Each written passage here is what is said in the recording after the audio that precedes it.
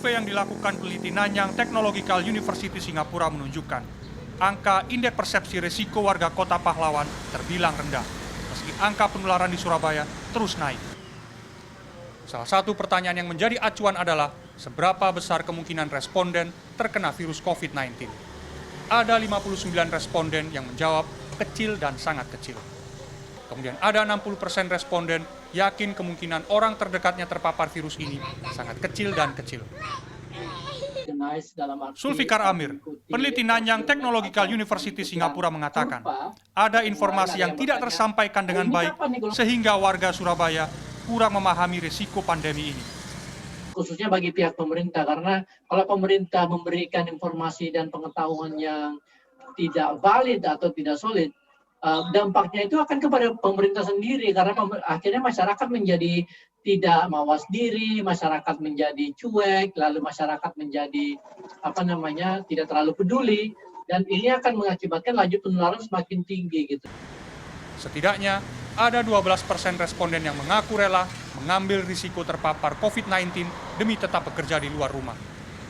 Namun, meski persepsi risiko rendah, warga kota Surabaya masih memiliki tingkat perlindungan diri yang relatif baik. 98% responden menggunakan masker ketika beraktivitas di luar rumah. 93% responden rajin mencuci tangannya. Dan 91 responden konsisten menjaga jarak. Sebagai pekerja kantor yang harus tetap bekerja di kantor, saya merasa khawatir karena kondisi Surabaya pada saat ini masih belum kunjung membaik. Ya mau tidak mau harus tetap menjaga protokol kesehatan untuk mencegah COVID-19. Dengan adanya pandemi ini, saya lebih jaga jarak sesama karyawan, dan saya lebih sering cuci tangan dan selalu membawa hand sanitizer. Sementara itu, pemerintah kota Surabaya menegaskan sudah berusaha terbuka, termasuk membuka data sebaran kasus COVID-19 hingga wilayah kampung. Pemerintah kota Surabaya secara terbuka menyampaikan data di website Pemkot Surabaya lawan COVID-19 surabaya.go.id. Di sana disampaikan berapa jumlah orang yang tertular, terus kemudian kondisinya bagaimana. Terus di sana juga disampaikan bahwa kelurahan mana, kita buka sampai kelurahan yang terjangkit berapa, bahkan ada peta di sana.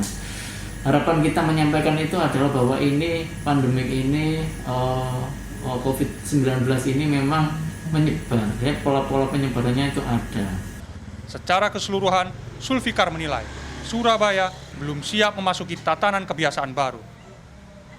Kita bisa bilang bahwa dengan skor 3,42 ini, ya, kesiapan Surabaya untuk menuju pelonggaran pembatasan sosial itu masih cenderung kurang siap. Ya, idealnya itu adalah skornya di atas 4. Jadi kita menggunakan persentil 80, di mana kalau misalnya di atas 4 berarti warganya itu relatif memiliki persepsi risiko yang tinggi, dan kemudian ini akan berkorelasi terhadap perilaku keselamatannya yang lebih baik. Jadi mereka akan lebih waspada, mereka akan menggunakan masker secara disiplin, mereka akan menjaga jarak secara konsisten dan sebagainya. Zulfikar memberikan rekomendasi agar pembatasan sosial minimal di sektor-sektor dengan tingkat penularan tinggi tetap dijalankan. Menurutnya, pembatasan sosial diharapkan bisa meningkatkan persepsi risiko warga terhadap COVID-19 ini. Survei ini dilakukan pada 19 Juni sampai 10 Juli 2020 dan melibatkan hampir 3.000 warga kota Surabaya sebagai responden.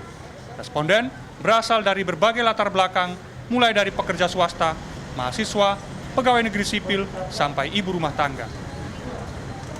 Tafarid, Andreas Wicaksono, Surabaya, Jawa Timur.